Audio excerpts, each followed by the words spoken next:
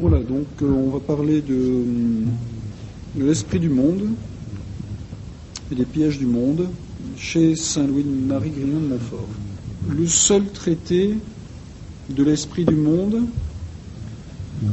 qu'on trouve dans ses œuvres, eh bien, c'est finalement dans ses cantiques, dans les cantiques. Parce que, on l'a déjà dit, ces cantiques, c'est sa théologie pastorale. Il a versifié toute sa théologie, toute son expérience, et si on prend ces cantiques, eh bien, on remarque que l'ensemble de l'œuvre comporte différents traités. Et c'est toute la théologie qui est mise en vers dans ces cantiques. Donc on trouve des cantiques sur Dieu, l'enfant Dieu, la croix, Jésus hostie, le Sacré-Cœur de Jésus, la Très Sainte Vierge, les saints, sur l'ascèse, les désirs de la sagesse éternelle, les mépris du monde, les vertus, le renouvellement de notre âme par la mission, les états consacrés à Dieu, les états du monde, les états d'affliction, toutes sortes donc de cantiques qui abordent tous les sujets. Et on peut dire que chaque sujet a au moins un cantique, voire plusieurs cantiques, et que chaque cantique est un vrai traité. Il peut y avoir jusqu'à 100 strophes où Saint Louis de Montfort reprend toute la théologie qu'il digère en vers. Alors il en profite pour digérer son bréviaire, toute son expérience, tout y passe. Il y a même des versets de l'Écriture sainte qui sont mis en vers, reformulés en vers dans ses chansons. C'est très très beau quand on connaît la liturgie. Il essaye de tirer profit de tout. Et donc, il y a un traité des vertus en vers qui se divise en, disons, deux grandes parties, les malheurs du monde et des cantiques divers sur le monde. Donc on verra ça après avoir fait quelques préliminaires. Ceci dit, il y avait probablement un petit traité théorique de l'esprit du monde au début, juste avant le traité de la vraie dévotion à la Sainte Vierge. Mais cette partie doit être perdue. On ne l'a pas. Alors, qu'est-ce qui nous fait croire qu'il y avait un petit traité sur l'esprit du monde? Eh bien, c'est ce paragraphe 227 du traité de la vraie dévotion, dans lequel il fait allusion, donc, à cette première partie, qui n'existe plus. C'est donc à partir du numéro 227, c'est là où il parle de la consécration et des exercices préparatoires. Alors je vous lis ce paragraphe. Première pratique, donc pour ceux qui veulent rentrer dans l'esprit de la consécration, la Sainte Vierge. Ceux et celles qui voudront entrer en cette dévotion particulière, qui n'est point érigée en confrérie, quoiqu'il le fût à souhaiter, après avoir, comme j'ai dit, dans la première partie de cette préparation au règne de Jésus-Christ, employé 12 jours au moins à se vider de l'esprit du monde, contraire à celui de Jésus-Christ, emploieront 3 semaines à se remplir de Jésus-Christ par la Très Sainte Vierge Marie. Donc, il dit bien que son traité de la vraie dévotion, c'est pas un titre qu'il a donné lui-même. Il semble bien que le titre supposé, ce serait Préparation au règne de Jésus-Christ. Eh bien, il y aurait eu une première partie, où il parle justement de se vider de l'esprit du monde, et puis la partie qu'on connaît, c'est du traité de la vraie dévotion. Et dans la première partie de cette préparation au règne de Jésus-Christ. Alors, on va essayer de Guyonne Jeanne, il écrit à sa sœur qui est religieuse. Dieu prend plaisir, ma chère sœur, à nous voir combattre et à nous rendre tous deux victorieux, vous dans le secret et moi dans le public. Bon, elle est religieuse, donc elle a une vie cachée, lui il est missionnaire, il a une vie publique. Car vos combats se passent dans vous-même, ils n'éclatent pas hors de votre communauté, mais les miens éclatent par toute la France, soit à combattre les démons de l'enfer, soit à faire la guerre au monde et aux mondains, ennemis de toute vérité. Vous seriez sans doute surprise si vous saviez le détail de l'aimable croix dont le ciel me favorise par l'intercession de notre bonne mère. Je vous prie d'en remercier mon aimable Jésus et de prier votre aimable communauté, que je salue, de m'obtenir de Jésus crucifié la force de porter les plus rudes croix et les plus pesantes comme des pailles, de résister avec un front d'airain aux puissances infernales. Donc là, vous voyez, il parle bien de faire la guerre au monde et aux mondains, ennemis de toute vérité. On est loin de Vatican II, que ça. Alors, une première approche que je vous propose de son esprit du monde, c'est dans le traité de la vraie dévotion, au numéro 54. Saint Louis de Montfort donne le fondement de ce combat contre le monde, et il le commente. Alors ce fondement, c'est quoi ? C'est Genèse 3,15. Je mettrai des inimitiés entre toi et la femme et ta descendance, entre toi et la femme, entre ta descendance et sa descendance. Alors au numéro 54, il explique ça. C'est qu'une partie du commentaire, mais je vous le donne parce qu'il parle du monde, là. Non seulement Dieu a mis une inimitié, mais des inimitiés, non seulement entre Marie et le démon, mais entre la race de la Sainte Vierge et la race du démon. Vous voyez, quand de dire que Dieu ne veut pas de division, il ne veut pas de combat, c'est complètement faux. Il n'y a rien de plus faux que de dire ça. C'est le proto-évangile, 3e chapitre de la Genèse, verset 15. Dieu instaure une inimitié, donc une division. Donc Dieu fonde une division. Dieu veut la division. Alors, entre quoi et quoi ? Voilà le problème. Mais Dieu veut la division. Et il dit même que cette inimitié, elle est toute divine. Et c'est la seule que Dieu a instituée. Mais celle-là, elle va durer jusqu'à la fin du monde, et loin de s'amenuiser, de disparaître, elle va augmenter et s'aggraver. C'est-à-dire que Dieu a mis des inimitiés et des antipathies, des haines secrètes, écoutez bien ça, c'est des mots qu'il faut peser, entre les vrais enfants et serviteurs de la Sainte Vierge et les enfants et les esclaves du diable. Alors on verra, les enfants et les esclaves du diable, c'est pas que les satanistes, etc. Vous allez voir ce qu'il dit exactement, justement, des mondains. Mais les mondains, aujourd'hui, le monde en est plein. Faut pas croire, c'est pas que les satanistes. Ils ne s'aiment point mutuellement. Donc c'est pas la peine de leur faire des courbettes, ils ne s'aiment point mutuellement. Et si vous faites des courbettes, ils vous marcheront sur les pieds. Parce que le monde n'aime pas les enfants de Jésus-Christ. Donc c'est toujours les enfants de Jésus-Christ qui se font rouler dans la boue, si jamais ils commencent à faire des courbettes. C'est comme ça que ça marche. Il y a même une fable de La Fontaine là-dessus, qui est excellente.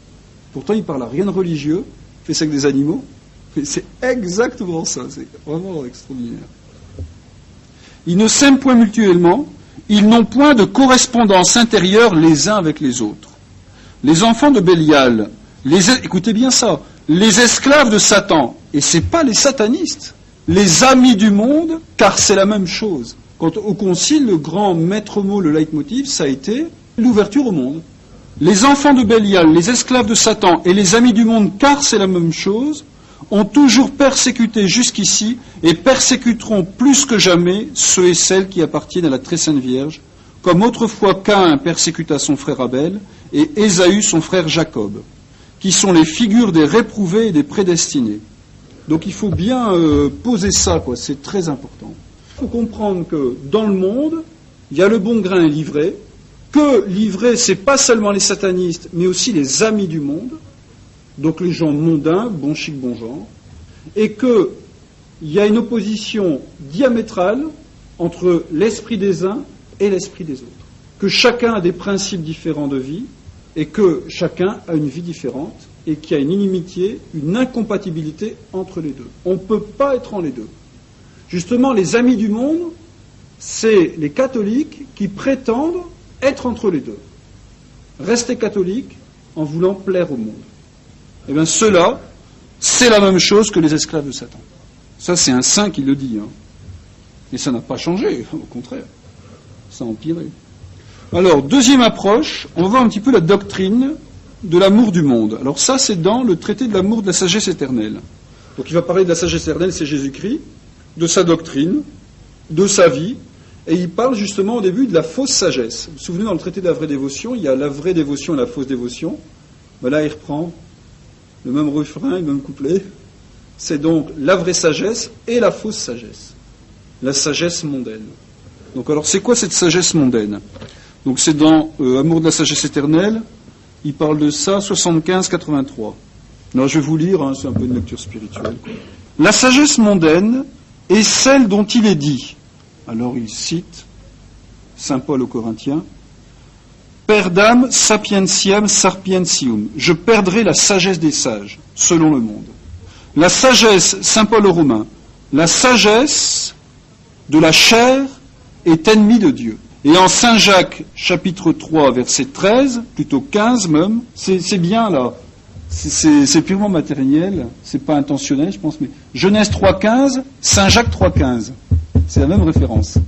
Alors qu'est-ce qu'il dit? C'est un commentaire, donc Saint Jacques 3.15, c'est un commentaire de Saint Jacques de Genèse 3.15. Cette sagesse ne vient pas du ciel, mais elle est une sagesse terrestre, animale et diabolique. Cette sagesse du monde est une conformité parfaite aux maximes et aux modes du monde. C'est une tendance continuelle vers la grandeur et l'estime. C'est une recherche continuelle et secrète, et ça, il a une psychologie pour montrer tout tradit qu'on est, tout pratiquant qu'on est. Quand on voit ce qu'il dit, on se dit, oh là là, on se voit comme dans un miroir, je peux vous dire. Alors, une tendance continuelle vers la grandeur et l'estime, c'est une recherche continuelle et secrète de son plaisir et de son intérêt. Non pas d'une manière grossière et criante, en commettant quelques péchés scandaleux, mais d'une manière fine, trompeuse et politique. Autrement, ce ne serait plus, selon le monde, une sagesse, mais un libertinage.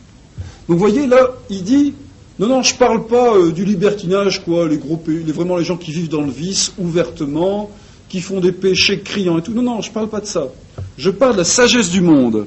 C'est une recherche, donc une tendance continuelle vers la grandeur et l'estime, une recherche continuelle et secrète de son plaisir et de son intérêt, non pas d'une manière grossière, mais d'une manière fine, trompeuse et politique. Donc subtile et déguisée, en fait. Un sage du siècle est un homme qui sait bien faire ses affaires et faire réussir tout à son avantage temporel, sans quasi paraître vouloir le faire, qui sait l'art de déguiser et de tromper finement sans qu'on s'aperçoive, qui dit ou fait une chose et pense l'autre, qui n'ignore rien des airs et des compliments du monde, qui sait s'accommoder à tous pour en venir à ses fins, sans se mettre beaucoup en peine de l'honneur et de l'intérêt de Dieu, qui fait un secret mais funeste accord entre la vérité et le mensonge, de l'évangile avec le monde, de la vertu avec le péché, de Jésus-Christ avec Bélial, qui veut passer pour un honnête homme, mais non pas pour un dévot, qui méprise, empoisonne ou condamne aisément toutes les pratiques de piété, qui ne s'accommode pas avec les siennes. Enfin, un sage mondain est un homme qui, ne se conduisant que par la lumière des sens et de la raison humaine, ne cherche qu'à se couvrir des apparences de chrétien et d'honnête homme, sans se mettre beaucoup en peine de plaire à Dieu, ni d'expier par la pénitence les péchés qu'il a commis contre sa divine majesté. Donc vous voyez, finalement, c'est quelqu'un qui manque d'esprit surnaturel et d'esprit de foi. Il calcule tout le temps. La conduite de ce sage du monde est fondée sur le point d'honneur, sur le qu'en dira-t-on, sur la coutume, sur la bonne chère, sur l'intérêt, sur le grand air et sur le mot à rire. Ce sont là les 7 mobiles innocents, comme il croit, sur quoi il se tient appuyé pour mener une vie tranquille. Il a des vertus particulières qui le font canoniser des mondains, comme la bravoure, la finesse, la politique, le savoir-faire, la galanterie, la politesse et l'enjouement. Il prend pour des péchés considérables l'insensibilité, la bêtise, la pauvreté, la rusticité et la bigoterie. Alors il suit le plus fidèlement qu'il peut les commandements que le monde lui a faits. Alors les 10 commandements du mondain, ça c'est excellent. Tu sauras bien le monde, donc tu seras au courant des choses du monde. Voilà. Tu vivras en honnête homme. Tu feras bien tes affaires. Tu conserveras ce qui t'appartient. Tu sortiras de la poussière. Tu te feras des amis. Tu entreras le beau monde. Tu feras bonne chère. Tu n'engendreras point de mélancolie. Alors la mélancolie, il faut voir dans l'esprit de Saint Louis de Montfort, c'est quelqu'un de pieux qui aime ses prières, le silence, l'oraison, tout ça. Ça, c'est la mélancolie du mondain, quoi. Et donc, il faut absolument fuir ça. Et tu éviteras la singularité, la rusticité, la bigoterie. Jamais le monde n'a été si corrompu qu'il l'est, parce que jamais il n'a été si fin, si sage à son sens, ni si politique. Il se sert si finement de la vérité pour inspirer le mensonge, de la vertu pour autoriser le péché, et des maximes même de Jésus-Christ pour autoriser les siennes, que les plus sages selon Dieu y sont souvent trompés. C'est la perversion en fait. On utilise l'évangile pour vivre selon le monde. On utilise la vertu pour cacher ses péchés. On utilise la vérité pour cacher le mensonge. C'est vraiment une perversion de l'évangile, en fait. Le nombre de ces sages selon le monde, ou de ces folles selon Dieu, est infini. Ça, c'est l'écriture sainte, c'est dans un des livres de la sagesse. Le nombre des fous est infini. Et le nombre de mondains, il dit, c'est infini. Alors après, il commande Saint Jacques, la sagesse terrestre, dont parle Saint Jacques, et l'amour des biens de la terre. C'est de cette sagesse dont les sages du monde font une profession secrète, quand ils attachent leur cœur à ce qu'ils possèdent, quand ils tâchent de devenir riches, quand ils intentent des procès et font des chicanes inutiles pour les avoir ou pour les conserver, quand ils ne pensent, ils ne parlent, ils n'agissent la plus grande partie du temps que dans la vue d'avoir ou de conserver quelque chose de temporel, ne s'appliquant à faire leur salut et au moyen de le faire, comme la confession, la communion et l'oraison, qu'à la légère, par manière d'acquis, par intervalle et pour sauver les apparences. La sagesse charnelle et l'amour du plaisir, c'est de cette sagesse dont les sages du siècle font profession quand ils ne cherchent que les plaisirs des sens, quand ils aiment la bonne chair, quand ils éloignent de soi tout ce qui peut mortifier ou incommoder le corps, comme les jeûnes, les austérités, etc. Quand ils ne pensent plus ordinairement qu'à boire, qu'à manger, qu'à jouer, qu'à rire, qu'à se divertir et qu'à passer agréablement son temps. Quand ils recherchent les lits mollets, les jeux divertissants, les festins agréables et les belles compagnies. Et après que sans scrupule ils ont pris tous ces plaisirs, qu'ils ont pu prendre sans déplaire au monde et sans incommoder leur santé, ils cherchent le confesseur le moins scrupuleux, c'est ainsi qu'ils nomment les confesseurs relâchés qui ne font pas leur devoir. Il faut peser ça. Après avoir fait tout ça, ils cherchent les confesseurs le moins scrupuleux, alors il y a des guillemets, là ça veut dire quoi? C'est ainsi qu'ils nomment les confesseurs relâchés qui ne font pas leur devoir, afin d'avoir de lui à bon marché la paix dans leur vie molle et efféminée et l'indulgence plénière de tous leurs péchés. Ah là là là là là. Je dis à bon marché, car ces sages selon la chair ne veulent ordinairement pour pénitence que quelques prières ou quelques aumônes, haïssant ce qui peut affliger le corps. Alors ensuite, la sagesse diabolique. Donc il commente, je vous répète, il commente cette sagesse qui vient de zèle amer, cette sagesse ne vient pas d'en haut, mais elle est terrestre, animale et diabolique. C'est les trois concupiscences. Alors sagesse diabolique. C'est l'amour et l'estime des honneurs. C'est de cette sagesse dont les sages du siècle font profession, quand ils aspirent, quoique secrètement, aux grandeurs, aux honneurs, aux dignités et aux emplois relevés. Quand ils recherchent à être vus, estimés, loués et applaudis des hommes, quand ils n'envisagent dans leurs études, dans leurs travaux et dans leurs combats, dans leurs paroles et dans leurs actions, que l'estime et la louange des hommes, pour passer pour des personnes dévotes, pour des gens savants, pour des grands capitaines, pour des savants jurisconsultes, pour des gens d'un mérite infini et distingué ou de grande considération, quand ils ne peuvent souffrir qu'on les méprise et qu'on les blâme, quand ils cachent ce qu'ils ont de défectueux et font montre de ce qu'ils ont de beau. Il faut, avec notre Seigneur Jésus-Christ, la sagesse incarnée, détester et condamner ces trois sortes de sagesse fausse pour acquérir la véritable, qui ne cherche point son propre intérêt, qui ne se trouve point dans la terre et dans le cœur de ceux qui vivent à leur aise, et qui a en abomination tout ce qui est grand et relevé devant les hommes. Alors la fin, là, je saute toute la sagesse éternelle, parce qu'après il parle de Jésus-Christ, on verra une autre fois ça. Dans la lettre aux amis de la croix, il dit ce que Dieu pense de ça. C'est au numéro 6. Voilà ce que dit Dieu. Séparez-vous, mon peuple choisi, chers amis de la croix, de mon Fils, séparez-vous des mondains. Donc c'est pas des satanistes, c'est des mondains, des amis du monde. Maudits de ma majesté. Là, il applique ça à Dieu le Père. Excommuniés de mon Fils, c'est Dieu le Père qui parle, et condamnés par mon Saint-Esprit. Prenez garde de vous asseoir dans leur chair tout empestée. Il cite un psaume là. N'allez point dans leurs conseils. Ne vous arrêtez pas même dans leur chemin. C'est les 3 degrés qu'on descend dans l'iniquité. N'allez pas vous asseoir dans leur chair tout empestée. N'allez point dans leurs conseils. Ne vous arrêtez même pas dans leur chemin. S'arrêter dans le chemin, c'est le péché occasionnel. Aller dans leurs conseils, c'est commencer à prendre l'habitude. Et s'asseoir dans leur chair tout empestée, c'est vraiment s'installer dans le vice. Alors après, il donne à la fin de l'amour de la sagesse éternelle, il donne une petite exhortation, là, on va vous lire ça. 199, 198. Il ne faut pas se conformer aux modes extérieurs des mondains, soit dans les habits, soit dans les meubles, soit dans les maisons, soit dans les repas, et les autres usages et les actions de la vie. Et ici de saint Paul, nolite conformari vix seculo. Ne vous conformez pas au siècle. Ça, c'est le plus pur évangile, la plus pure doctrine de saint Paul. Cette pratique est plus nécessaire qu'on ne pense. Il ne faut pas croire ni suivre les fausses maximes du monde. Il ne faut pas penser, il ne faut pas parler et agir comme les mondains. Ils ont une doctrine aussi contraire à celle de la sagesse incarnée que les ténèbres à la lumière et la mort à la vie. Examinez bien leurs sentiments et leurs paroles. Ils pensent et ils parlent mal de toutes les plus grandes vérités. Il est vrai qu'ils ne mentent pas ouvertement, mais ils déguisent leurs mensonges sous l'apparence de la vérité.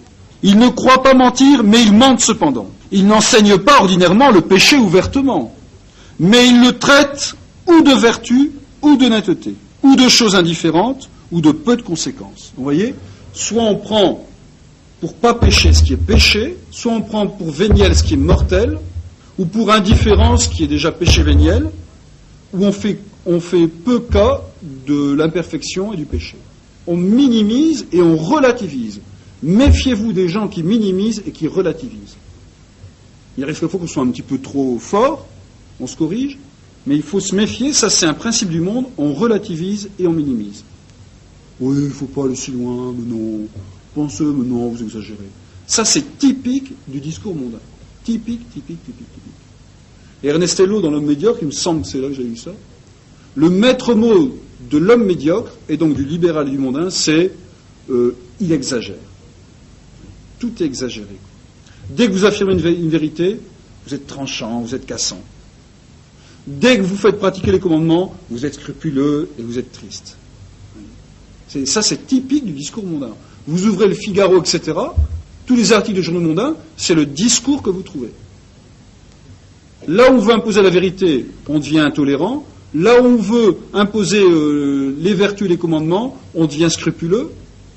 Vous voyez, c'est le discours typique du mondain. Et c'est tout à fait applicable aujourd'hui, plus que jamais, plus que jamais. Oui. C'est en cette finesse que le monde a apprise du démon, écoutez bien ça, cette finesse, donc cette manière de déguiser le vice par la vertu, de couvrir le mensonge sous la vérité, donc sous cette perversion, c'est en cette finesse que le monde a apprise du démon. Oui, c'est quelque chose qui vient du diable, ça. Pour convertir la laideur du péché et du mensonge que consiste cette malignité dont parle saint Jean, tout le monde est posé dans la malignité. Tout le monde est pénétré de malignité et à présent plus que jamais. Vous voyez, c'est le démon qui a appris ça. Et alors c'est typique à Halloween en ce moment, on vous présente le laid, le diabolique, le satanique, le triste, le dégoûtant, tout ce que vous voulez, on vous le présente d'une façon agréable, joyeuse, et puis à la mode. Ça, c'est typique du monde. Et on voit bien, quand on discute avec les gens, on essaye de ne pas être passionné, de discuter, etc. Alors finalement, comme on discute de façon sympa, on finit par les trouver sympas, puis on trouve sympa les gens qui propagent ça, On est pris là-dedans, ça nous prend malgré nous, Bon, alors, donc, vous avez compris, il faut bien comprendre ça. Ça, c'est la révélation, c'est l'évangile, c'est la doctrine du Christ, et c'est la doctrine. Vous voyez, saint Jacques, il dit aussi, celui qui veut être l'ami du monde se fait l'ennemi de Dieu. C'est dans saint Jacques, ça. Celui qui veut être l'ami du monde se constitue l'ennemi de Dieu. On ne peut pas plaire au monde, il faut se mettre ça une bonne fois pour toutes dans la tête. Ça ne veut pas dire qu'on doit se heurter à tout le monde, être désagréable avec tout le monde. Mais il faut savoir que si on vit ce christianisme, on sera nécessairement désagréable au monde à un moment donné. Et si on veut toujours être agréable au monde, c'est signe qu'il y a un moment où on va lâcher, où on a déjà lâché ce qu'on ne pouvait pas lâcher. Ça, c'est certain. Alors, donc, voyons un petit peu la lettre aux Amis de la Croix, parce que là, justement, Saint-Louis de Montfort, il place les âmes devant un choix. Là, il est concret, C'est pas, alors c'est beau, on lit tout ça, ça nous titille les oreilles, quelle psychologie magnifique. Non, attendez, il faut revenir au concret, dans notre vie concrète. Alors, c'est très beau, là, c'est en fait, vous savez que Saint-Louis de Montfort a fait les exercices Saint-Ignace. Et alors, dans la lettre aux Amis de la Croix, en fait, on retrouve Saint-Ignace, mais autrement. Vous voyez, les deux étendards de Saint-Ignace, il présente ça sous la forme des deux parties. Les deux parties. Alors je vous lis ça parce que c'est admirable. J'ai déjà lu l'année passée, mais il faut relire ça, c'est le sujet. Voilà, mes chers confrères, il parle aux confrères de confrérie des Amis de la Croix. Voilà deux parties qui se présentent tous les jours. Celui de Jésus-Christ et celui du monde. Celui de notre aimable Sauveur est à droite, en montant, dans un chemin étroit et rétréci, plus que jamais, par la corruption du monde. C'est l'Évangile, hein. Elle est large, la voie spacieuse qui mène à la perdition. Mais le chemin de Dieu est étroit. Ce bon maître y est en tête, marchant les pieds nus, la tête couronnée d'épines, le corps tout ensanglanté et chargé d'une lourde croix. Il n'y a qu'une poignée de gens, mais des plus vaillants, à le suivre, parce qu'on n'entend pas sa voix si délicate au milieu du tumulte du monde. Ça, c'est excellent. C'est digne.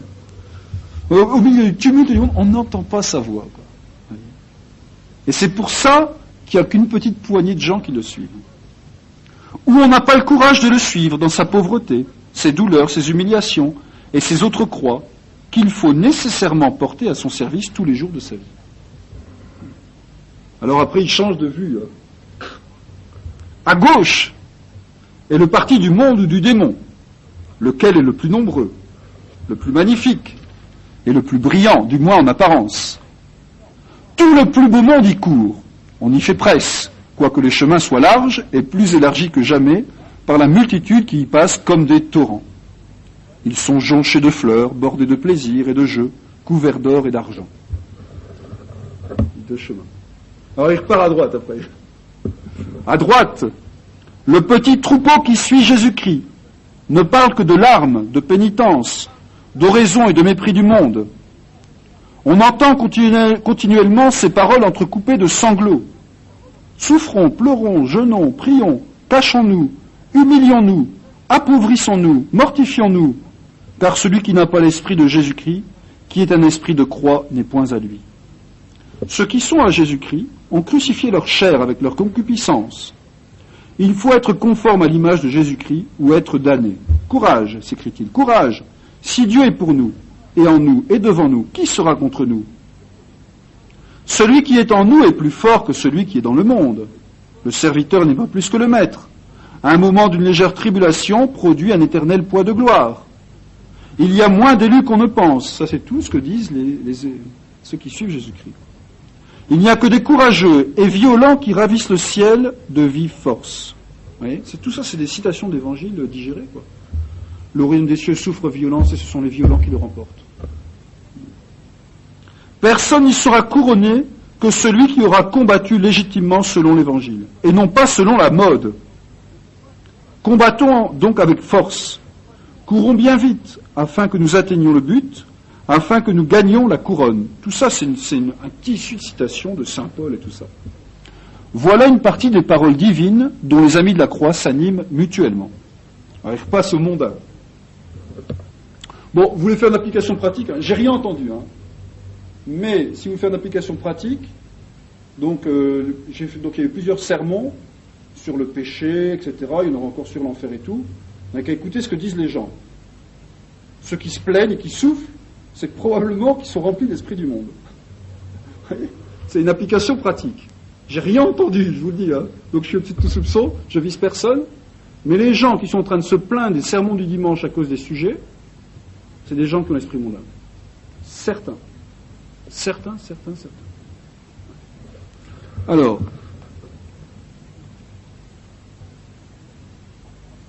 on continue. À droite, il recommence. Ah non, les mondains, voilà. Les mondains, au contraire, pour s'animer à persévérer dans leur malice, sans scrupule, crient tous les jours, la vie, la paix, la joie, mangeons, buvons, chantons, dansons, jouons. Dieu est bon, Dieu ne nous a pas fait pour nous damner, Dieu ne défend pas de se divertir, nous ne serons pas damnés pour cela, point de scrupule, nous ne mourrons pas. Ça c'est... Alors il s'adresse ensuite donc aux confrères de la croix. Souvenez-vous, mes chers confrères, que notre bon Jésus, oui, souvenez-vous, mes chers confrères, que notre bon Jésus vous regarde à présent et vous dit à chacun en particulier. Voilà, Jésus qui parle. Voilà que quasi tout le monde m'abandonne dans le chemin royal de la croix. Les idolâtres aveugles se moquent de ma croix, comme d'une folie. Les juifs obstinés s'en scandalisent, comme d'un objet d'horreur. Les hérétiques la brisent et la battent comme une chose digne de mépris. Mais ce que je puis dire, que les larmes aux yeux et le cœur percé de douleur, mes enfants que j'ai élevés dans mon sein et que j'ai instruits à mon école, mes membres que j'ai animés de mon esprit, m'ont abandonné et méprisé en devenant les ennemis de ma croix. Donc vous voyez, on reste dans notre optique, ils ne visent pas les satanistes, les mahométans, les hérétiques, les juifs, c'est pas de ça dont ils parlent. Il dit ça, bon, après tout, je dirais c'est presque normal. Il dit, ce sont mes enfants que j'ai élevés dans mon sein, que j'ai instruits à mon école, mes membres que j'ai animés de mon esprit m'ont abandonné et méprisé en devenant les ennemis de ma croix. Et ça, il le dit, les larmes aux yeux et le cœur percé de douleur. Vous voyez, ces catholiques mondains, c'est ça qui fait pleurer le bon Dieu, quoi. Voilà ce qu'il dit. Alors il interpelle ensuite, c'est notre Seigneur, c'est l'évangile ça, Notre Seigneur qui dit à ses apôtres après le discours sur le pain de vie, alors vous aussi vous allez m'abandonner? Ça c'est le plus pur évangile, faut pas dire c'est son truc, c'est son spiritualité, c'est le plus pur évangile. Tout est vraiment... Alors d'ailleurs, une des choses qui n'est pas comprise d'ailleurs par beaucoup de biographes, c'est que Saint Montfort a pris l'évangile à la lettre, quoi, pratiquement. C'est pour ça qu'on l'a traité de déséquilibré, enfin pas déséquilibré, mais il a été fort critiqué, quoi, pour ça. Alors il dit ceci. Voulez-vous, point aussi, vous autres, m'abandonner en fuyant ma croix, comme les mondains, qui sont en cela autant d'antéchrist? Alors là, c'est très fort, parce que pour nous, l'antéchrist, c'est un sataniste. Non. Les antéchrists, pour Saint Louis de Montfort, il dit que les mondains, les catholiques mondains, sont des antéchrists. C'est pour ça que Monseigneur Lefebvre, dans une de ses... dans la lettre, je pense, aux futurs évêques, il dit que les tenants de la doctrine conciliaire sont des antichrists, quoi. Je ne sais plus exactement les termes, mais c'est ça. On l'a critiqué pour ça. C'est tout à fait conforme à la spiritualité des saints. Oui. Voulez-vous, afin de vous conformer à ce siècle présent, mépriser la pauvreté de ma croix pour courir après les richesses, éviter la douleur de ma croix pour rechercher les plaisirs, haïr les humiliations de ma croix pour ambitionner les honneurs? J'ai beaucoup d'amis en apparence qui protestent qu'ils m'aiment et qui dans le fond me haïssent, parce qu'ils n'aiment pas ma croix. Beaucoup d'amis à ma table, mais très peu de ma croix. Beaucoup d'amis à la dernière scène, mais très peu d'amis au pied du calvaire. Beaucoup d'amis pour communier, mais très peu d'amis pour souffrir, en union avec le Christ.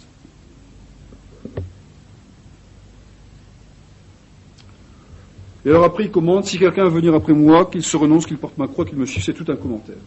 Bon, mais ce n'est pas notre sujet aujourd'hui. Donc vous voyez, il faut bien comprendre que je résume donc pour Genèse 3,15, c'est Dieu qui instaure une inimitié pour diviser les bons avec les mauvais. Cette prophétie se réalisera à la lettre au jugement dernier, faut pas croire. Il n'y aura pas de milieu, on ne pourra pas être au milieu, on sera ou à droite ou à gauche. Donc la sagesse mondaine, c'est une sagesse qui suit les trois concupiscences de la chair. Et alors justement, cette sagesse mondaine, c'est de déguiser le mensonge sous couvert de vérité, de déguiser le vice sous couleur de vertu. Ouais, c'est pas les satanistes, c'est des gens qui veulent plaire au monde tout le temps. Et il dit que ces gens-là sont dans l'Église catholique. Ce sont des gens qui pratiquent, ce sont des gens qui font profession de christianisme, mais qui sont en fait des ennemis de Jésus-Christ. Il faut bien comprendre ça. Alors bon, on arrive au cantique maintenant, si vous voulez bien. Alors c'est trop long, je ne peux pas tout lire. Mais vraiment, c'est assez succulent, quoi. Alors, je vous donne un petit peu le plan. Vous allez voir, ça peut faire une application pour aujourd'hui. Donc, alors là, il décrit, fustige, il se moque, enfin, il fait tout, quoi. Les mondains passent à la moulinette. Alors, il parle d'abord des pièges du monde. Alors dans ces pièges, il y a un cantique à chaque fois, un cantique pour les jeux de hasard. Bon, disons c'est l'amour de l'argent. Hein. Pour la danse et les bals, alors là on pourrait mettre musique, boîte de nuit, compagnie, quoi. Rock, tout ce que vous voulez. Les comédies et les spectacles, cinéma, théâtre, tout ce que vous voulez. Le luxe, alors la mode, entre autres. Le respect humain, et là il y a 5 cantiques sur le respect humain. Alors les 5 cantiques, c'est 1, les maux que produit le respect humain, la misère de celui qui est pris par ça, quoi. Les chimères, donc le respect humain, c'est un fantôme en fait. On se monte un truc dans la tête et ça nous paralyse alors que ça n'existe pas. C'est le qu'en dira-t-on, si vous voulez. Les hontes, alors les hontes que produit le respect humain, ça c'est excellent. Les critiques que font ceux qui ont du respect humain, etc. Les causes du respect humain. Alors après, il y a un cantique sur les dérèglements de Rennes, donc il décrit tous les désordres qu'il y avait à Rennes parce qu'il a été là-bas. Et ensuite un cantique, les dégoûts du monde que j'ai pas retrouvé, parce que j'ai pas la correspondance, il y a différentes numérotations, puis j'ai pas retrouvé. Bon, alors on peut lire quelques passages si vous voulez. Cantique 29, toute une série, donc de 29 à 39, après 156, 106, 107, 150. Alors, cantique 29. Alors, pour vous donner une idée, 92 couplets. Je sais pas comment il faisait. Alors, il reprend, tout y passe, quoi. C'est grand Dieu. Alors, il y a toujours un refrain, tout ça, bon. Grand Dieu, donnez-nous du secours, armez-nous de votre tonnerre. Le monde nous fait tous les jours, partout, une cruelle guerre. C'est l'ennemi le plus malin, parce qu'il est le plus humain. Amis de Dieu, braves soldats, unissons-nous, prenons les armes, ne nous laissons pas mettre à bas, combattons le monde et ses charmes, puisque Dieu même est avec nous, nous le vaincrons, combattons tous. Ça, c'est, vous voyez, c'est une strophe qui met en vers la parole du Christ, courage, j'ai vaincu le monde. Il digère l'évangile de la doctrine catholique dans les vers, quoi. Armons-nous de la vérité contre les amis du mensonge, faisons-leur voir par charité que tous leurs biens ne sont qu'un songe. Armons-nous d'une vive foi, et nous leur ferons à tous la loi. Mais pour être vraiment vainqueurs et pour avoir tout l'avantage, vidons nos esprits et nos cœurs des faux préjugés du bas âge. Vomissons ce cruel venin, ou bien nous combattrons en vain. Qu'est-ce que ce monde trompeur? C'est l'assemblée universelle des pécheurs qui font aux sauveurs une guerre horrible et cruelle, quelquefois tout ouvertement, mais le plus souvent secrètement. Voyez, on retrouve toute la doctrine, quoi. Il est nommé du Saint-Esprit, la chair de la pestilence, le chemin large où l'on périt, sans qu'on le croie ou qu'on y pense, la synagogue de Satan et le règne de ce tyran. La grande église des malins, l'infâme et grande Babylone, où les démons en souverains sont finement mis sur le trône, où tous les biens sont empêchés, où l'on enseigne tous les péchés.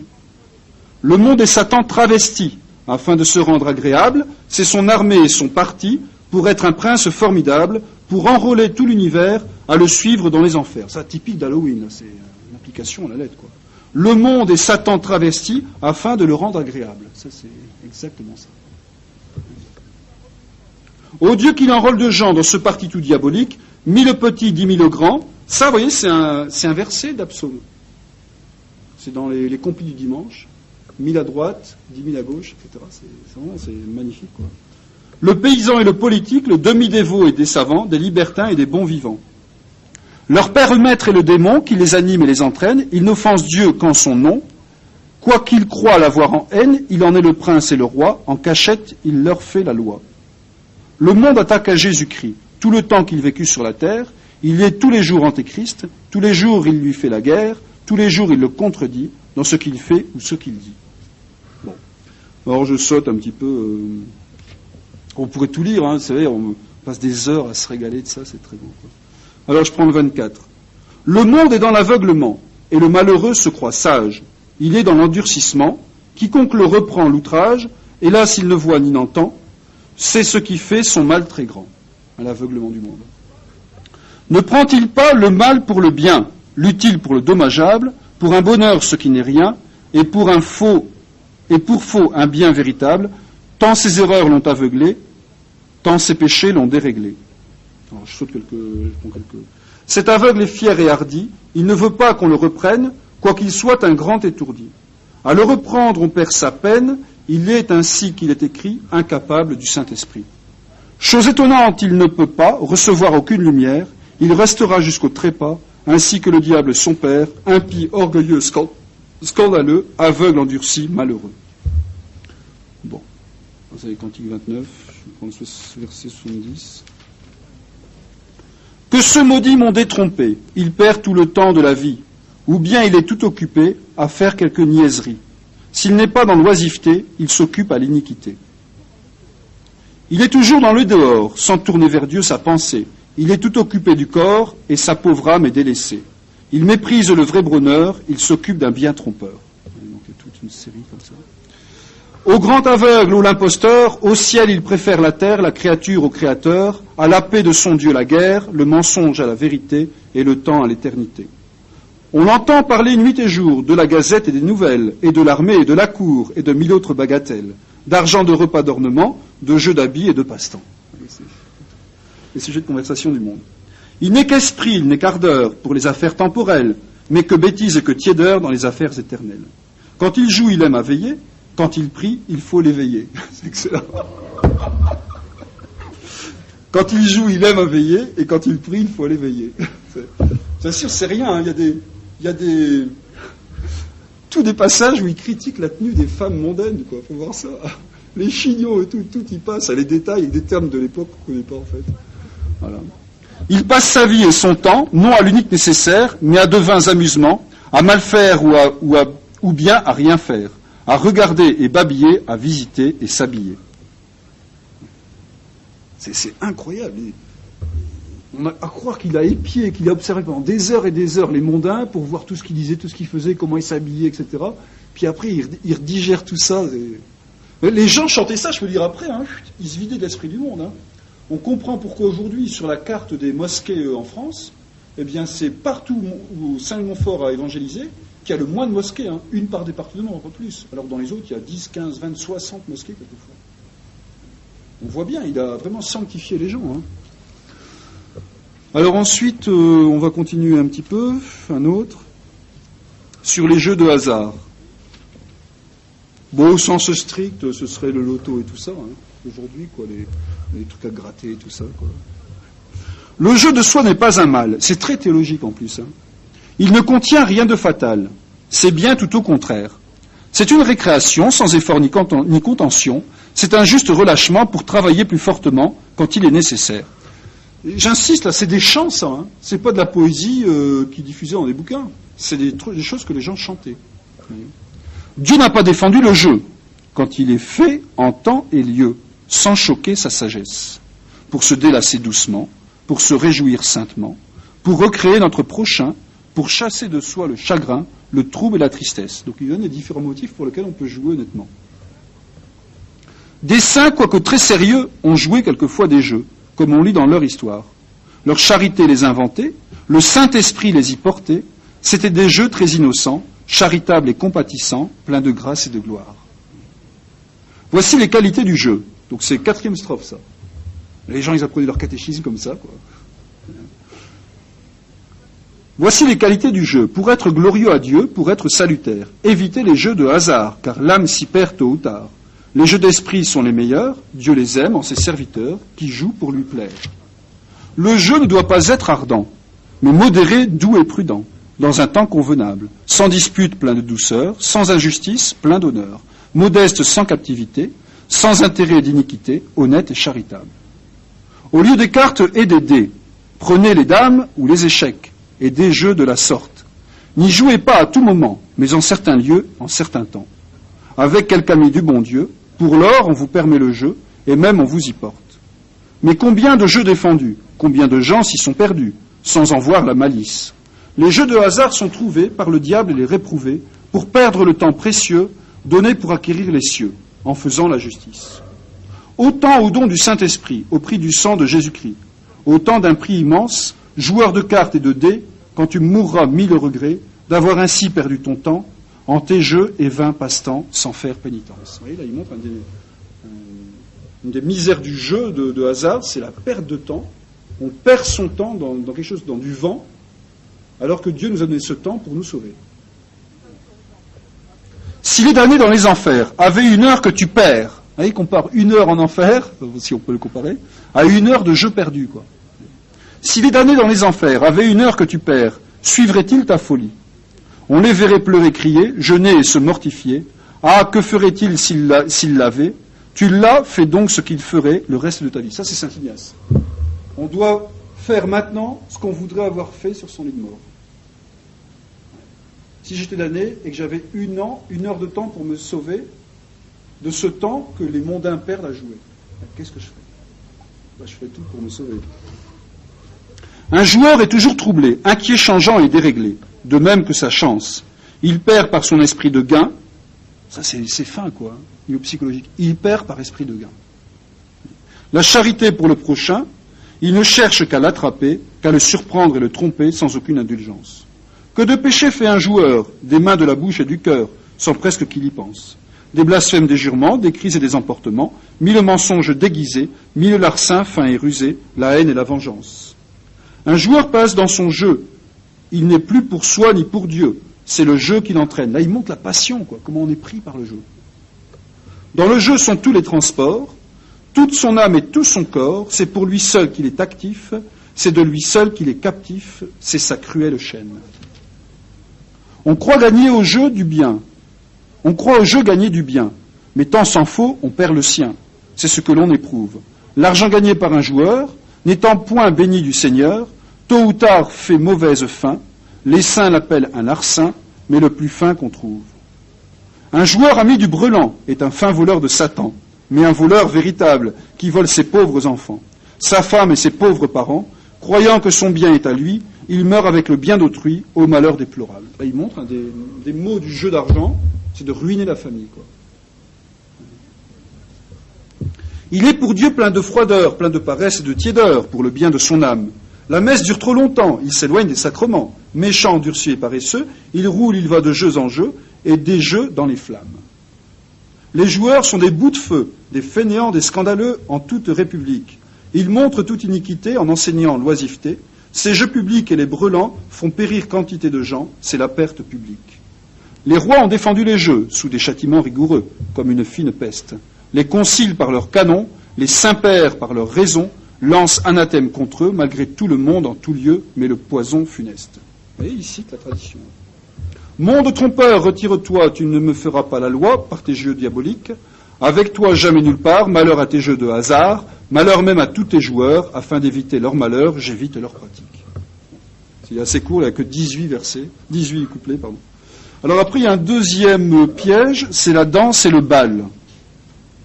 Mettons la musique moderne et puis les booms, les soirées dansantes, tout ce que vous voulez, quoi. Alors il faisait sur des airs à la mode, il marquait sur l'air la bergère que je sers, donc c'était un cantique à la mode. Alors on changeait les paroles puis on chantait, donc on connaissait déjà l'air, il n'y avait pas besoin d'apprendre les airs. Alors on va lire ça, le cantique numéro 31, 5 à 9. On veut me perdre, Seigneur, par le piège de la danse. Coupez ce piège trompeur comptant à mon innocence. Les mondains dansent malgré vous, ô Seigneur, secourez-nous. Voici l'encens de Vénus et son école agréable. Voici le jeu de Bacchus et voici le cercle du diable. Voici sa belle invention pour notre perdition. Oui, Satan est l'inventeur de la danse malheureuse. Il est le premier auteur de cette peste joyeuse pour damner bien joyeusement et comme insensiblement. À la danse, il est le roi. C'est là qu'on lui fait hommage. C'est là qu'il donne la loi d'un joyeux libertinage. Il a pris séance en ce lieu, il a son trône au milieu.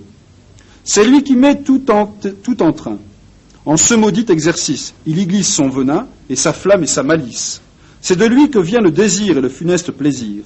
Il anime les danseurs à danser, chanter et rire. C'est là qu'il gagne les cœurs et les corps et son empire. Il en fait tous les mouvements, tous les pas, tous les tournoiements. Ça, c'est très beau. C'est très admirable. Il se glisse dans la voix pour chanter de bonne grâce. Il anime le hautbois pour chanter sans qu'il se lasse. Il y fait tous les agréments et les sons des instruments. Donc il dit que c'est vrai, il montre comment le diable orchestre tout, quoi. Il se glisse dans les corps des danseuses et des danseuses pour leur donner des transports de ces flammes amoureuses. Il conduit les pieds et les yeux de ces pauvres malheureux. Leur corps est tout déréglé, leur esprit est sans lumière, leur cœur est ensorcelé. C'est ce que le diable opère, leur faisant nommer scrupuleux ceux qui ne font pas comme eux.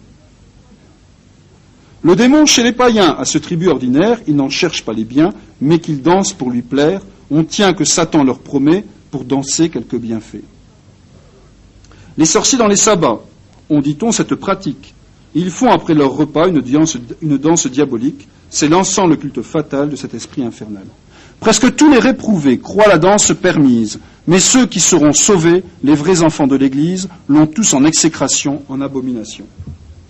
En parlant en général, la danse est indifférente. De soi, ce n'est pas un mal, elle peut être innocente, car David dansa de ferveur devant l'arche du Seigneur. Il reprend l'Écriture sainte. C'est l'objection classique, que j'ai déjà entendue, moi.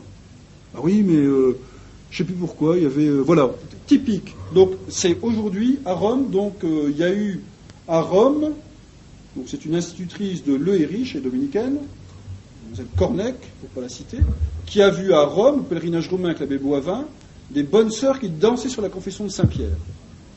Alors on critique ça, et on lui dit, bah oui, David a bien dansé devant l'arche. Ben voilà, Saint-Louis de Montfort. C'est rien de nouveau sous le soleil. Voyez ? Car David dansa de ferveur devant l'arche du Seigneur. Mais pour danser sans péché, il faut tant de circonstances qu'on ne peut pas s'empêcher d'offenser Dieu dans les danses. C'est un mal ordinairement, c'est un grand dérèglement. La façon, le temps, la fin, et la personne qui danse y jette tant de venin qu'on y perd son innocence. Le malheur suit tous les danseurs et même les spectateurs. Comment vient-on au malheur de ce fin libertinage? Avec poudre de senteur, avec fard sur le visage, avec de fines nudités, le luxe et les vanités. Hélas, comment danse-t-on? La manière en est infâme, tout inspire le poison d'une très impure flamme. Ces regards si doux et perçants, ces mouvements si pressants, les pas sont si mesurés, les cadences sont si belles, les acteurs si bien parés, les chansons si nouvelles.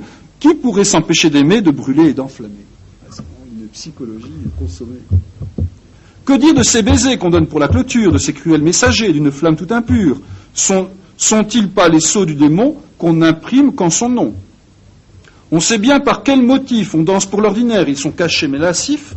On veut aimer, on veut plaire, émouvoir ou bien être ému, ou voir ou bien être vu. On danse avec des chansons toutes pleines d'amourettes. On se prend aux hameçons de ces infâmes sornettes. Puis on dit qu'on a dansé, Dieu n'en est point offensé. Oui, donc c'est décrit, quoi. On danse au jour défendu, et plus qu'au jour ordinaire. Et c'est en ces temps perdus que Satan fait ses affaires. Et l'on fait du jour du Seigneur la fête du tentateur. Ça, c'est bien vu. Bien vu. Moi, tous les matins, à 5 h du matin, j'entends ceux qui sortent du bannic, là. C'est déjà le jour du Seigneur. C'est typique, quoi. Et là, sans compte pour rien le temps qu'on perd à la danse, quoi qu'il soit le plus grand bien, quoi qu'il soit d'un prix immense, temps si court, temps si précieux, donné pour gagner les cieux. Et encore une fois. Si la danse en un païen est toujours très condamnable, que sera-ce en un chrétien? Oh, le crime abominable, apostat qui renonce aux vœux qu'il avait fait à son Dieu. Pense aux promesses du baptême. N'avait-il pas renoncé à toute pompe du diable? La danse a toujours passé pour la plus considérable. En dansant, il fait au Seigneur un sensible déshonneur. Danseur, masque de chrétien, Jésus-Christ n'est pas ton maître, mais Satan t'a pris pour sien. Comme un apostat, un traître, va suppôt du malin esprit, opprobre de Jésus-Christ. Voilà. Ô grand fou qui danse au bord d'un éternel précipice, sans appréhender la mort, ni Dieu même en sa justice, à Satan l'a tout aveuglé, il tuera ce bœuf vilé. Les danseurs, dans leur transport de bras, de pieds et de tête, et le reste de leur corps, sont moins sages que les bêtes. Les chevaux sont bien moins fougueux et bien plus paisibles qu'eux. C'est splendide. C'est vraiment un régal de lire ça. L'un et l'autre testament condamnent toutes les danses et menacent hautement des plus terribles vengeances. Les danseurs et les battleurs, leurs fauteurs et spectateurs. Dieu maudit tous leurs atours, leurs parfums et leurs cadences, leurs peines pleines d'amour, leurs gestes pleins d'imprudence. Il défend de les imiter, de les voir, de les fréquenter. La danse est même un tyran, le plus fin qui soit peut-être. Elle a fait mourir Saint Jean-Baptiste, précurseur de notre Maître. Ô grand Dieu qu'elle a fait de mort, et dans l'âme et dans le corps. Les saints-pères et les docteurs, les canons de l'Église eux-mêmes ont condamné les danseurs, les ont frappés d'anathème, aussi bien que les battleurs, les comédiens et les farceurs. Les hommes sont aveuglés par la danse, dit un père, Les enfants sont déréglés, ils maîtrisent père et mère, les femmes y perdent l'honneur et la grâce du Seigneur. Les danses font transgresser toutes les lois de l'Église, elles font encore briser toute la loi de Moïse, un danseur a perdu la foi et ne garde plus de loi. Quand on danse en quelques lieux, le ciel pleure de tristesse, par cette offense de Dieu, l'enfer est dans l'allégresse. Tant que le saint en gémit, le pécheur impie en rit. Dieu punit fort fréquemment les danseurs de mort subite, vomissant en un moment leurs âmes déjà maudites. Tout d'un coup des balles et des jeux, ils descendent dans les feux. Va-t'en, monde et tes amis, quoi que je vienne de dire à tous qu'il est permis et de danser et de rire. Loin de moi, monde scandaleux, adieu, monde malheureux. Et ça, les gens le chantaient. C'est des chants qui faisaient chanter. Alors, mieux, la plupart de ces cantiques c'était son sermon en cantique que les gens chantaient. Il y a des correspondances, quoi. Donc, vous voyez, donc ça, c'est ce qu'il prêchait, ça. Et ce qu'il faisait chanter aux gens. Je veux dire qu'après, les gens, ils dansaient plus, hein. Enfin, je pense pas. Alors après, il y a la comédie et les spectacles. Ah, c'est la télé, le cinéma, tout ce que vous voulez, quoi. Il faut transposer. Hein. Alors c'est, bon, je pourrais pas tout lire, hein, mais troisième piège, comédie et spectacle, sur le même air. Alors c'est le même air que le précédent. Alors combien il y a de donc 34 couplets, mais alors c'est intéressant parce qu'il y a une série donc où il doit décrire les choses, une série de couplets où il exhorte les pères et les mères, une série de couplets où il parle aux baladins et aux comédiens, je vous en prie, une série de couplets où il parle aux prêtres. Vous voyez, il s'adresse à tout le monde en fait. C'est très ignatien ça. La composition de lieux, puis on s'adresse aux personnes, parole, action, c'est typiquement ignatien ça. Là, on voit que les saintetés se rejoignent, quoi. Alors, les comédies et les spectacles. Mais que dirons-nous du bal, et des mots et des comédies, de ce trésor infernal, de toutes les infamies? C'est là que le cœur le plus dur s'attendrit pour être impur. C'est le trésor du péché, pour y savoir la méthode, de le faire si caché, qu'il en devient à la mode, et qu'il soit finement vêtu des habits de la vertu. On retrouve ce qu'on avait dit tout à l'heure. Hein. Diabolique invention, malheureuse comédie, ô cruelle illusion, ô infernal incendie, où l'on fait toute impiété avec joie, avec gaieté. Lieu d'opéra, lieu maudit, où l'air, la voix et le geste opèrent sans contredit. Le poison le plus funeste, les beaux airs, dit-on, les beaux vers, ô sirènes des enfers. Aux sources des plus grands mots, fournaise de Babylone, où des prestiges nouveaux ont mis Satan sur le trône, ô le plus fin des hameçons, ou le plus doux des poisons. Ça, c'est des figures de rhétorique habituelle, hein, les hameçons sous le verre, etc. Bon. Se mettre un masque trompeur, défigurer son visage, blâmer ainsi son auteur et réformer son ouvrage. C'est très beau, là. C'est sa fameuse thèse de ceux qui se fardent ou se maquillent ou je sais pas quoi, défigurent l'œuvre du Créateur. Ça a été repris en vie par... Quoi, le bon Dieu vous a pas fait assez bien? Ouais. Se mettre un masque trompeur, défigurer son visage, blâmer ainsi son auteur ou réformer son ouvrage, c'est porter le sceau du démon, c'est se revêtir en son nom. Ce masque de réprouvé qui semble au diable son père, paraît pour être approuvé, non c'est Satan qui veut plaire, ce maudit ainsi travesti appelle à prendre parti. Écoutez Satan parler par cet auteur qui déclame, c'est par lui qu'il s'est brûlé, le corps aussi bien que l'âme, fin serpent glissé sous les fleurs et les plus vives couleurs. Le plus parfait des acteurs, qui fait mieux son personnage, et le plus fin des menteurs, qui cache le mieux sa rage, en glissant finement au cœur le poison le plus trompeur. Chacun admire à danser cette malheureuse femme, elle va tout embraser de son amoureuse flamme, son poison paraît le plus doux, c'est le plus cruel de tous. Les yeux riants et joyeux de cette belle danseuse, son air tendre et doucereux, et de sa voix harmonieuse, porte coup et lance des traits qu'on ne rejette jamais. Les gestes, les mouvements qui fait cette baladine sont de vrais enchantements d'une malice très fine. Ses yeux, son chant, ses contours prêchent ses folles amours. On la voit, on réfléchit, le démon vient, il anime, on sent le cœur se fléchit, on tombe enfin dans le crime, puis on dit que dans le bal, on ne fait jamais de mal. C'est très beau, quoi. Il étudie là, comment on se laisse avoir, en fait. Dans l'enfer, que de milliers de danseurs et de danseuses qui brûlent dans ces brasiers, dans ces flammes rigoureuses, malgré tout dansez étourdis sans croire ce que je dis. Il renvoie les gens dans ses buts. Au père et aux mères. Malgré tous ces grands périls et ces péchés de la danse, va, père, apprendre à ton fils cette funeste cadence, et lui dis, s'il est scrupuleux, qu'il ne faut que tu le veux. Hein, il blâme les parents là, qui laissent faire les enfants. Hein. Mère, ne m'écoutez pas, faites danser votre fille, dressez son corps et ses pas. Qu'en dirait-on dans la ville? Ce bel art, cette honnêteté convient à sa qualité. Sans cela, point de galant, elle sera délaissée. Sans cela, donc, il fait parler la mère, là, qui trouve des excuses pour que sa fille danse. Sans cela, point de galant, elle ne pourra pas se marier. Elle sera délaissée. Sans cela, les jeunes gens en feront tout leur risée. Il le faut pour la marier ou bien se faire crier. Menez-la vous-même au bal, afin de savoir le monde. La danse n'est point un mal, quoique le scrupule gronde. On ne voit rien qui soit méchant dans la danse et dans le chant. Fuyez ces gens scrupuleux. Ne prenez pas leur méthode, n'ayez point l'air fâcheux. Dansez, soyez à la mode. Je le veux, il faut m'obéir. Quel mal à se réjouir. C'est toutes les objections des mondains, ça. La fille d'un artisan a l'air grossier et champêtre. Fille, n'ayez point l'air paysan. Allez danser chez un maître. Pour avoir un air civil, bien honnête et bien gentil. Ouais, donc là, c'est excellent.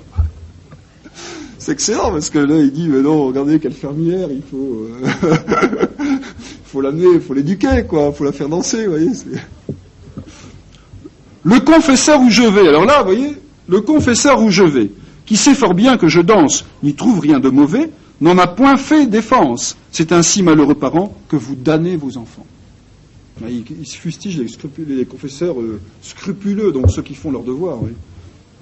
Alors aux baladins et aux comédiens, bon, il y a toute une série après, aux prêtres, chiens aboyants du Seigneur, saints prêtres remplis de zèle, faisons de bouche et de cœur la guerre au monde rebelle, aux danseurs, aux comédiens, pire que tous les païens. Ces aveuglés vous prendront pour des fous visionnaires, et peut-être nous diront, mêlez-vous de vos affaires. Tenez bon, aboyons toujours, Dieu nous donnera secours. Il exhorte les confesseurs à faire leur devoir, quoi. Si nous avons le pouvoir d'ôter les péchés du monde, il est de notre devoir d'aboyer quoi qu'il en gronde. Puis après, s'ils ne nous croient pas, d'en gémir jusqu'au trépas. C'est ça, quoi. On prêche, les gens râlent, soit ils se convertissent, soit ils continuent, il n'y a plus qu'à pleurer jusqu'au trépas, quoi. C'est ce qu'il dit. Hein. Si nous n'empêchons ces jeux, donc nous, prêtres, si nous n'empêchons ces jeux, ces spectacles ou comédies, Dieu nous punira comme eux, et plus que dans l'autre vie, il faudra répondre pour tous et porter tous son courroux. Devoir du confesseur. Alors après, il y a le... c'est des conférences un petit peu plus longues qu'une heure. De toute façon, c'est assez rigolo, je pense que ça vous plaît. Alors sur le luxe, alors là, il décrit, alors là, tout y passe, quoi.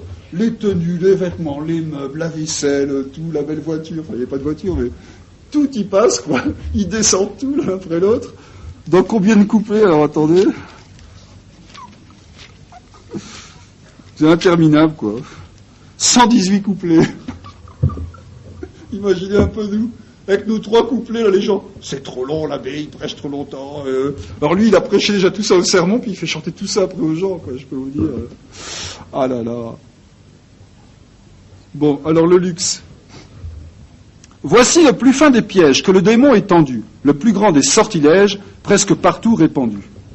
Voici la vaine parade et la sotte vanité d'un cerveau creux et malade et qui se croit en santé. Vous voyez, elle ne mâchait pas ces mots. Hein. Voici la vaine parade et la sotte vanité d'un cerveau creux et malade qui se croit en santé. Quoi. C'est le luxe en ses parures, en ses habits et ses repas, en 100 autres créatures dont on se sert ici-bas. Le luxe est ce qui surpasse un entretien modéré, dont l'homme sage se passe et dont le fou séparé. Oui, il montre bien ce que c'est que la vertu. Quoi. Toute la Sainte Écriture blâme ce dérèglement, et le Saint-Esprit assure qu'il en fera châtiment. Qu'il changera ses délices, ses draps fins, ses ornements, en de très rudes cilices, en de très cruels tourments. Babylone s'est perdue dans la pourpre et dans le fin lin. Tout infâme en est vêtu et fera la même fin. Par cette délicatesse, le mauvais riche périt, il fut en cette mollesse condamné du Saint-Esprit. Ça, c'est le pauvre Lazare, là. Hein. C'est l'évangile tout craché, ça. Hein. Digéré. Et... En différentes manières, tous les saints ont combattu cette engeance de vipère, ce poison de la vertu. Le luxe et la frénésie des gens les plus orgueilleux, c'est la vraie apostasie du baptême et de ses vœux. Dans le luxe, on ne peut être vrai disciple du Sauveur. On renonce à ce bon maître, pauvre en bien, humble de cœur. Un chrétien sans ses épines n'est qu'un membre délicat. Sans ses armures divines, il n'est qu'un lâche soldat. Dans le luxe et l'abondance, dans les habits éclatants, fantôme de pénitence, fantôme de pénitent. Le corps devient une idole dès lors qu'il est trop flatté, en son ornement frivole, un encens de vanité. Faire de sa chair pourrie son idole et son encens, quelle horrible idolâtrie, quelle injure au Tout-Puissant. Cette idole abominable vient souvent dans les lieux saints, pour y faire un trône odial, pour accomplir ses desseins. Madame entre, place, place, à son train, à son coussin, chacun se range, elle passe, et tous regardent son train. Voilà l'idole parée près d'un hôtel décoré. De tous, elle est adorée, Dieu n'est pas considéré. Tout le monde la regarde, le dos au Saint-Sacrement. Elle-même se mignarde et s'agence incessamment. Cette mondaine insolente a secoué toutes les lois, jusque sur sa chair puante, elle profane la croix. Cet abominable impie dispute la gloire de Dieu, et par son immodestie déshonore son saint lieu. Le luxe est un badinage dont les enfants sont trompés, un ridicule assemblage de plusieurs morceaux coupés. Tout est en double en malice dans ce misérable temps, tout est double en artifice, jusque dans les vêtements. On coupe, on taille, on mélange, on falsifie, on détruit. Tous les jours la mode change, on nous trompe à petit bruit. Une beauté naturelle a de plus doux agréments que n'a l'artificiel avec tous ses ornements. Une propreté modeste, vous voyez, il décrit la vertu après. Une propreté modeste renferme un charme divin, elle n'a point cet air funeste d'un artifice mondain. Préférer le corps à l'âme, le temps à l'éternité, c'est ce que le luxe infâme fait par sa malignité. Le luxe a pour sa devise le plus fin de tous les mots, puisque c'est lui qui déguise tous les maux et les défauts. C'est la marque naturelle d'un pauvre cerveau tout creux, d'une âme superficielle et d'un esprit orgueilleux. Le luxe est des âmes lâches qui n'ont rien de vigoureux, des âmes pleines d'attaches, rampantes dans ces bas lieux. Il rend l'âme misérable, oisive et froide en tout lieu, indigne et même incapable de grandes choses pour Dieu. Le luxe rend infidèle, captif du respect humain, captif de la bagatelle, captif de l'esprit malin. Il détruit la tempérance qui modère les plaisirs, il inspire l'abondance des plaisirs et des désirs. Le luxe avec ses délices chasse la sobriété et détruit les artifices de la sainte austérité. Dans ces temps pleins de misère, de luxe et de vanité, on ne voit plus de nos pères la sainte frugalité. Il rappelle comment les anciens vivaient. Ils avaient l'âme remplie d'honneur et de simplicité, d'une sainte économie, d'une humble médiocrité. Par un secret admirable, ils joignaient l'utile au beau, le solide à l'agréable et la gloire à leur tombeau. Leur conduite était unie, simple sans déguisement, charitable sans envie, ferme sans entêtement. Sous leur serge et leur bure, ils cachaient plus de grandeur que nous tous sous les parures de tout ce monde trompeur. Bon Dieu, quelle différence entre nos anciens et nous! Il n'était qu'intelligence, nous sommes presque tous fous. Leur unique nécessaire était d'être vertueux. Nous ne cherchons qu'à plaire à ce monde malheureux. Ils traitaient de babioles et de vains amusements, tant d'équipages frivoles, tant de sots raffinements. Leur parure, leur richesse étaient les vertus du cœur, leur plaisir et leur tendresse étaient l'amour du Seigneur. Ils regardaient en gens sages ces ornements recherchés comme de purs badinages et des sources de péché. Un chacun vivait tranquille et content en son état, suivant le saint évangile et sans luxe et sans débat. Avons-nous leur caractère? À nous les abandonnons. Nous n'avons plus leur manière, nous n'avons d'eux que les noms. Maintenant, 1000 chimères, 1000 petits biens trompeurs, 1000 soins non nécessaires font les objets de nos cœurs. Le luxe s'est rendu maître d'un nombre infini de fous. Un vain désir de paraître les anime et les conduit tous. Le luxe a confondu l'homme, l'artisan fait le marchand, le bourgeois le gentilhomme et le marquis et l'intendant. Un autre en magnificence égale un prince du sang. Peu par une humble prudence sont maintenant dans leur rang. Là, c'est contre liberté, égalité, fraternité. On doit donner à la femme d'un artisan, d'un commis, le beau titre de madame pour être de ses amis. Les moindres femmes se donnent des airs de distinction, se parent et se couronnent avec toute ambition.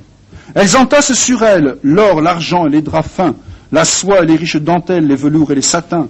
Selon leur mode bizarre et leurs cortèges orgueilleux, rien ne leur semble assez rare, assez riche, assez précieux. Ces mondaines malheureuses avec leurs soies et leurs fins lin sont presque toutes voleuses, mais leur larcin est bien fin. Elles feront 100 emplettes pour se parer à l'envie, au lieu de payer leurs dettes et de rendre le bien d'autrui. Pour leurs habits ridicules à la mode et d'un haut prix, elles volent sans scrupule leurs enfants et leurs maris. Leur désir, leur soif ardente d'avoir de nouveaux atours a mis leur pudeur en vente et avec leurs folles amours. Leur luxe et leur arrogance ne dit jamais c'est assez, mais Dieu tirera vengeance de ses biens mal dépensés. Quelle injure et quel outrage font-elles au Créateur en réformant son ouvrage par leur appareil trompeur? Elles gâtent la nature en la voulant déguiser. Ce n'est plus qu'une imposture, qu'un piège à scandaliser. Au luxe toujours infâme, tu souilles la pureté, tu brûles les corps et l'âme du feu de l'impureté. Aux marques très évidentes d'une femme sans pudeur, ô la livrée éclatante d'une orgueilleuse laideur. Ô le grand piège des diables et leur poison amoureux, pour faire des cœurs coupables en les prenant par les yeux. Voilà leur secrète mine pour renverser le plus fort, voilà leur grande machine pour donner à tous la mort. Ils dressent leur batterie sur ce visage fardé pour en donner de l'envie lorsqu'il sera regardé. Ils ont mis avec finesse leur trône en leur vanité, ils ont leur bureau d'adresse en toute leur nudité. Pour inspirer davantage leur poison de leurs amours, ils font briller le visage, ils donnent l'astre aux atours. Ils parleront par leur bouche, ils brilleront dans leurs yeux, afin que leur éclat touche et fasse des amoureux. Ce luxe s'est fait passage dans les habits de ce temps, dans les repas, l'équipage, les meubles et les ornements. Les demoiselles vêtues dans leur habit d'arlequin se promènent dans les rues, sur leurs petits brodequins. Madame paraît enflée d'un lourd et large manteau, elle en gémit accablée sous la mode du fardeau. Voyez leurs queues traînantes, leurs beaux linges transparents, leurs étoffes différentes, à 3 ou bien 4 rangs. Leurs écharpes composées de morceaux tout rapportés, par artifice plissés avec 100 diversités. Leur coiffure à triple étage, leurs beaux colliers enrichis, leur orgueilleux étalage, leurs cheveux noirs tout blanchis. Leur amadis, leur guipure, ça c'est tous les termes de l'époque. Leurs franges d'or, leurs galons et leurs autres garnitures dont on ignore les noms.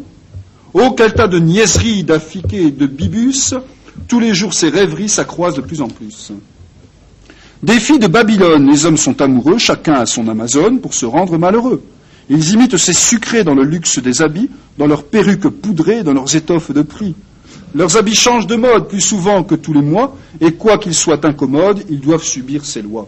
Monsieur l'abbé, je vous laisse, vous déguisez, vous poudrez, en voyant votre mollesse, l'église devrait pleurer. Il descend les prêtres, là, les prêtres mondains. Votre soutane pompeuse, alors aujourd'hui, ce serait les... Alors au séminaire, c'était... Chez nous, on a une tenue, c'était alors les ceintures à franges, les demoiselles, enfin tout ce que vous voulez. Donc ça, c'est ça, quoi.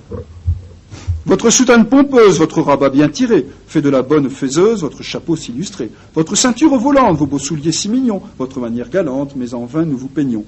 Le luxe s'est rendu maître de presque tous les festins, et l'on n'y voit plus paraître qu'assaisonnement mondain.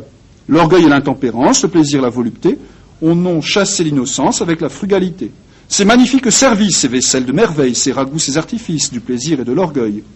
Cette inutile abondance de mets et de vins délicats, cette excessive dépense qu'on fait pour un seul repas. Enfin, 1000 excès de table que le luxe a recherché, rendent l'état misérable et causent 1000 péchés. Bon, on finirait plus, quoi. Alors il donne encore. Presque aucun ne suit les traces que doit suivre un vrai chrétien. On est chrétien par grimace, mais au fond, on est païen. D'où vient ce mal ordinaire? C'est qu'on veut être estimé, c'est qu'on désire de plaire, c'est que l'on veut être aimé. C'est que l'on veut suivre à la mode et suivre le train commun, de peur d'être un incommode ou de déplaire à quelqu'un. Mais si pour plaire à vous-même, comme on fait communément, pour qu'on vous voie et qu'on vous aime, vous prenez cet ornement, dès lors vous êtes coupable, indigne des sacrements, esclave et fille du diable, digne de tous les tourments. Femmes braves, filles belles, que vos charmes sont cruels, que vos beautés infidèles font périr de criminels. Vous paierez pour ces âmes que vous avez fait pécher, que vos pratiques infâmes ont fait enfin trébucher. Toi qui ne veux pas me croire, en lisant ces petits vers, ouais, c'est beau parce qu'à chaque fois, il réfute le mondain qui dit il exagère, quoi. Vous voyez, donc c'est toujours pareil. Toi qui ne veux pas me croire, en lisant ces petits vers, j'attends sur toi la victoire quand tu seras aux enfers. Retranchez âme bien-née tout ce qui ne sert de rien, et forcez-vous d'être orné du seul et souverain bien. Fuyez le monde en sa gloire et rentrez en votre cœur, que ce soit votre oratoire, votre joie et votre honneur. Fuyez le luxe funeste, mais gardez la propreté, et soyez humble et modeste, sans avoir rien d'affecté. Faites de votre famille votre devoir principal, formez-la sur l'évangile, et n'y souffrez point de mal. Donnez-lui toujours l'exemple de toutes sortes de biens, afin qu'elle vous contemple comme un miroir chrétien. Ça c'est beau, quoi. C'est en l'honneur de la mère chrétienne, quoi. Alors après, il y a tout le respect humain, il faudrait... on n'en finit pas, quoi. Des pages et des pages. Il décrit comment on sait savoir par le respect humain, etc. Alors, peu là, 37. Il y a 5 cantiques, là, vous voyez, je n'ai pas abordé encore un seul cantique sur le respect humain. Je vous lis peut-être un seul, 39 là. Non, 150 ou 156. Les dérèglements de Rennes. Donc 156. Donc il reprend, vous savez, donc dans l'Ancien Testament, il y a le livre l'Ecclésiaste ou l'Ecclésiastique, vanité des vanités, tout n'est que vanité, etc. Donc c'est intéressant. Alors il reprend ça comme thème, comme refrain, puis alors c'est assez court. On va terminer là-dessus. Vanité dans les biens du monde, vanité des vanités. C'est sur vos vérités, ô mon Dieu, que mon cœur se fonde, vanité dans les biens du monde, vanité des vanités. Qu'est-ce que toute créature? Ce n'est, comme il écrit, qu'affliction d'esprit, qu'un vain fantôme plein d'ordures. Vanité des vanités, donc il y a le refrain qui revient chaque fois. Vanité que l'homme est sa vie, la chair n'est qu'un peu de foin, dont on n'a point besoin, pourquoi donc en avoir envie? Vanité des vanités, et puis il reprend. Vous voyez, ça, c'est un livre de l'Écriture sainte, mis en vers et chanté par les fidèles, quoi. Ses plaisirs sont un tas d'ordures, ses biens un peu de métail, son repos un travail, sa gloire une fumée impure, vanité des vanités. Loin de moi ces hommes de terre, ces hommes d'or et d'argent, que ce métail changeant met dans le trouble et dans la guerre, vanité des vanités, etc. Loin de moi, gens de bonne chair, qui n'aimaient que vos plaisirs, qui suivaient vos désirs, qui n'aimaient qu'à rire et qu'à plaire, vanité des vanités, il reprend tout le temps. C'est le couplet, quoi. Le refrain, pardon. Loin de nous ces filles mondaines, ces idoles de beauté, qui par leur vanité enchantent plus que les sirènes, vanité des vanités, etc. C'est trop peu qu'un bien périssable, qu'un bien caduc et mortel, pour mon cœur immortel, il veut un bien qui soit durable, vanité des vanités. C'est vous seul, bonté souveraine, qui pouvez remplir mon cœur, vous êtes son bonheur, sans vous il est toujours en peine, vanité des vanités. Fussiez-vous avec avantage un Alexandre, un Samson, Crésus et Salomon, le cœur demande davantage, vanité des vanités. Que le monde entier se transporte dans mon cœur pour le remplir, ce cœur dans son désir dira toujours à porte, vanité, vanité. On arrête là, hein. Il est intarissable, là, on va dire l'Angélus.